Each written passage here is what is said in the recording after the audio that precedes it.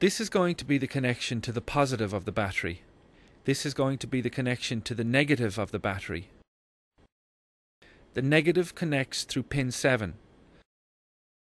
and the positive through pin 14. I've already put in the connection between pin 1 and the positive of the battery. Now we need to put in a resistor. Here's a resistor. This is going into pin number 2, down to the negative.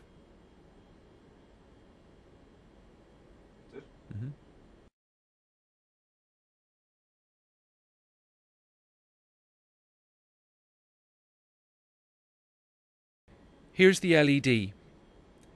You will notice that one leg is slightly shorter than the other, and the shorter leg has got to go down to the negative.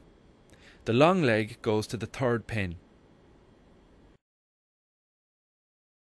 This is the reed switch. We put one connection into the positive and one connection into pin 2.